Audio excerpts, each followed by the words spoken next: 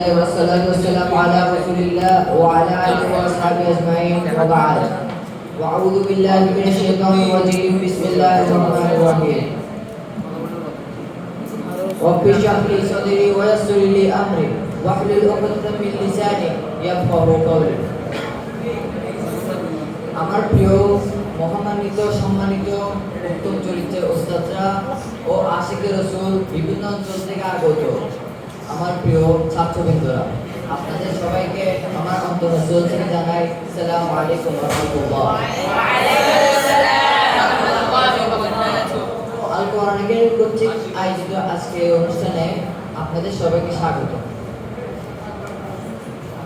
আমি আজকে নিজেকে সার্থক মনে করছি আপনাদের সামনে দাঁড়াতে পেরে এবং এমন একজন মানুষ, এমন একজন ব্যক্তি সম্পর্কে আলোচনা করার সুযোগ পেয়ে, যিনি আমাদের জন্য অনেক কষ্ট স্বীকার করেছেন, যিনি দিনরাত আল্লাহর বাণী প্রচার করেছেন, যিনি আমাদের জন্য কেঁদেছেন, যিনি তার পুরো জীবনই মানুষকে ইসলামের পথে ডাকতে কাটিয়ে দিয়েছেন, যিনি শত আঘাতের পরেও তার শত্রুকে বিনামূল্যে ক্ষমা করে দিয়েছেন, যিনি ছিলেন দয়ালু, যিনি ছিলেন মহান, যিনি ছিলেন সর্বশ্রেষ্ঠ, তার মতো কেউ অতীতে ছিল না, বর্তমানে নাই এবং ভবিষ্যতে থাকবেও না।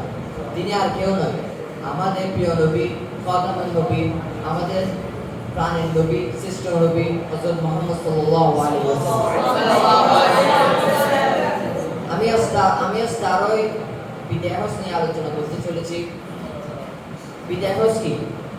রাসূল সাল্লাল্লাহু আলাইহি ওয়াসাল্লামের দাওয়াত ও তাবলীগের কাজ সম্পূর্ণ হলে আল্লাহ তাআলার রুবুবিয়ত প্রতিষ্ঠিত হলো। রাসূল সাল্লাল্লাহু আলাইহি ওয়াসাল্লামের পয়গম্বরের উপর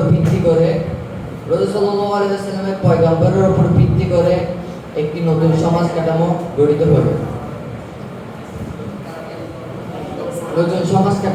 হলো। তারপর আল্লাহর পক্ষ থেকে রাসূল সাল্লাল্লাহু আলাইহি ওয়াসাল্লামের নিকট একটি আভাস এলো যে রাসূল সাল্লাল্লাহু আলাইহি ওয়াসাল্লামের এই পৃথিবী থেকে চলে যাওয়ার সময় ফুরিয়ে এসেছে। তখন রাসূল সাল্লাল্লাহু আলাইহি ওয়াসাল্লাম মৃত্যুর আগে যে শেষ হজটি করেছিলেন সেইটাই হলো বিদায় হজ। তো ভাইরা, এখন আসি বিদায় হজ কখন সংঘটিত হয়েছিল। রাসূল সাল্লাল্লাহু আলাইহি ওয়াসাল্লাম 10 হিজরিতে জিলকদ মাসের 25 তারিখ রোজ সোমবার মাথায় তেল মালিশ করে সুদর্শন হয়ে সুন্দর করে প্রস্তুত হয়ে মদিনা থেকে হজের জন্য মক্কার উদ্দেশ্যে রওনা দেন। সাহাবীদের বিশাল জামাত তার সফর সঙ্গী হন, যাদের সংখ্যা 1,40,000 কিংবা 1,44,000 মতো ছিল। রাসূল সাল্লাল্লাহু আলাইহি ওয়াসাল্লাম অনেক দিন ভ্রমণ করার পর অবশেষে 10 হিজরিতে জিলহজ মাসের 4 তারিখ রোজ রবিবার মক্কায় প্রবেশ করেন। এরপর মসজিদুল হারামে প্রবেশ করে তিনি সর্বপ্রথম পবিত্র কাবা শরীফ তাওয়াফ করেন। কাবা শরীফ তাওয়াফ করার পরে সাফা ও মারওয়ার মাঝে সাই করেন। এরপর জিলহজ মাসের 8 তারিখ তারবিয়ার দিন রাসূল সাল্লাল্লাহু আলাইহি ওয়াসাল্লাম মিনায় গমন করেন।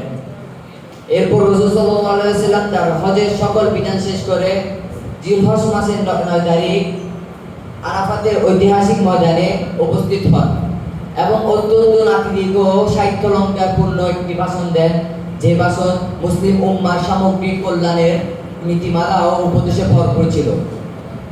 এটাই রাসূল সাল্লাল্লাহু আলাইহি ওয়াসাল্লামের শেষ ভাষণ ছিল। এরপর রাসূল সাল্লাল্লাহু আলাইহি ওয়াসাল্লাম আর কোনো ভাষণ দেননি। এই ভাষণটি তো পুরো তুলে ধরা যাবে না, কিন্তু আমি এর অধিকাংশই আপনাদের সামনে তুলে ধরার চেষ্টা করব, যেগুলো প্রত্যেক উম্মার, প্রত্যেক মুসলমানের অন্তরে গেঁথে রাখা উচিত। রাসূল সাল্লাল্লাহু আলাইহি ওয়াসাল্লাম সর্বপ্রথমে বলেন, ইয়া আইয়ুহান নাস, হে লোক সকল, আমার কথা মনোযোগ দিয়ে শোনো, যাতে আমি তোমাদের জন্য প্রয়োজনীয় সকল বিষয় বর্ণনা করতে পারি। আমি জানি না আমি আগামী বছর তোমাদের সাথে মিলতে পারবো কিনা। রাসূল সাল্লাল্লাহু আলাইহি ওয়াসাল্লাম আরো বলেন, মুসলমানের জানমাল, ইজ্জত, সম্মান তোমাদের কাছে কিয়ামত পর্যন্ত এমন ভাবে সম্মানিত যেভাবে আজকের এই আরাফাতের দিন, আজকের এই জিলহজ মাস, আজকের এই পবিত্র মক্কা তোমাদের কাছে পবিত্র। তাই কারো কাছে যদি অন্য কারো আমল ঠিক থাকে তাহলে তা অবশ্যই তা আদায় করতে হবে। রাসূল সাল্লাল্লাহু আলাইহি ওয়াসাল্লাম আরো বলেন, আজকে জেনে রাখো, আজকে অন্ধকার যুগের জাহিলিয়ত সব আমার পায়ের নিচে পৃষ্ঠিত হলো। জাহিলিয়তের সুদ আমার পায়ের নিচে পৃষ্ঠিত হলো, তা আজকেই শেষ।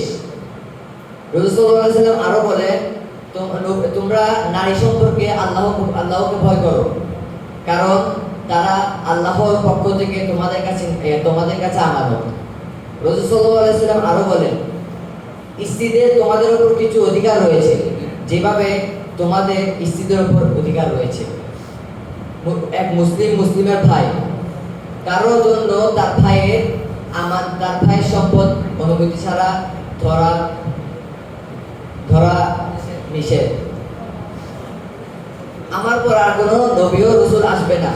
আমার মৃত্যুর পরে তোমরা আবার গোমরাহ হয়ে যেও না, তোমরা কাফের হয়ে যেও না, তোমরা একে অপরকে হত্যা করো না।